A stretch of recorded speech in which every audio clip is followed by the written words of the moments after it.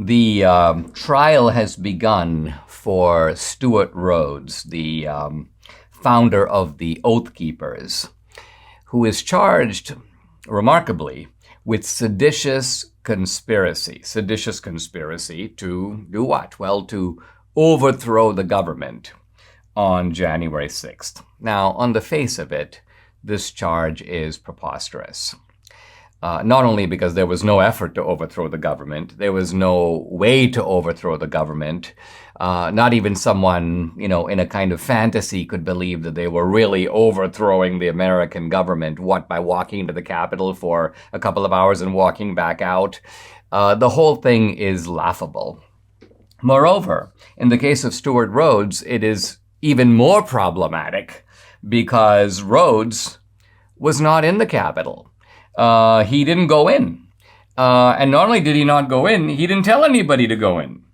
Rhodes is not charged. In fact, none of the Oath Keepers are charged with possessing any kind of weapons. They own weapons, but they had left those weapons in hotels in Northern Virginia, where evidently it is legal to possess a weapon. And as I say, Rhodes gave no order to the Oath Keepers, go in the Capitol, not at all.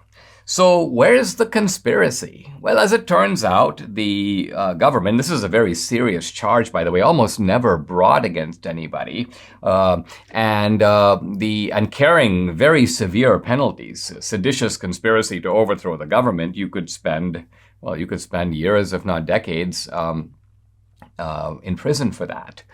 It could take the rest of your life, or at least a big chunk of it. So what's the basis for this conspiracy charge? Well, the basis is that evidently there was chatter among the Oath Keepers about having a, quote, quick reaction force, about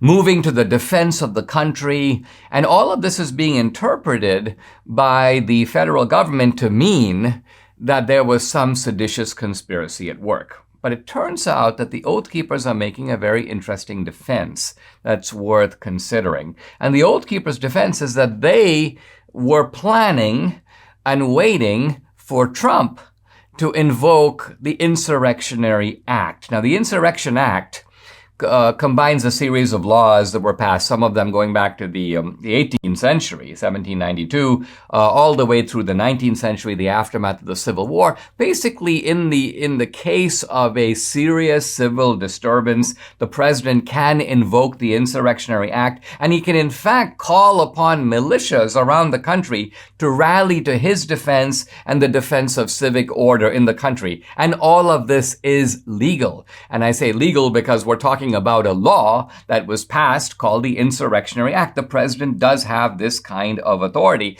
And so what Stewart Rhodes is saying is, hey, listen, far from trying to overthrow the government, I actually am trying to support the legitimate government. Far from trying to overthrow the United States and act contrary to the Constitution and in contravention of law, far from trying to hatch any kind of conspiracy, I was waiting and hoping that President Trump would use his legal authority to invoke the Insurrectionary Act, and then we, the Oath Keepers militia, would rally to his side and rally to the side of law in protecting the United States against lawbreakers and others who would be trying in some ways to disrupt civil order in the country. So remarkably, what Stewart Rhodes and the Oath Keepers are saying is that far from being against the law, we were for the law. And far from us being in a seditionist posture, we were actually setting ourselves up to be acting in defense of the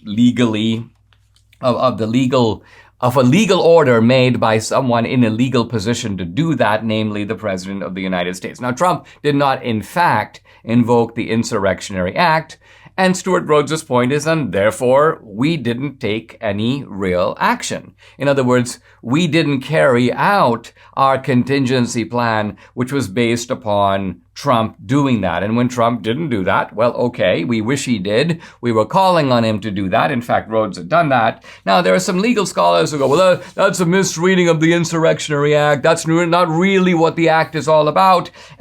But that does seem to be what the act says, that the president can, in fact, do this. And so it's a novel. Well, I mean, the whole thing is novel. The charge is novel. The idea of rounding up a bunch of protesters because they went into the Capitol. Rhodes didn't, but some of the other Oath Keepers did. They went in the Capitol unarmed and charging them with seditious conspiracy.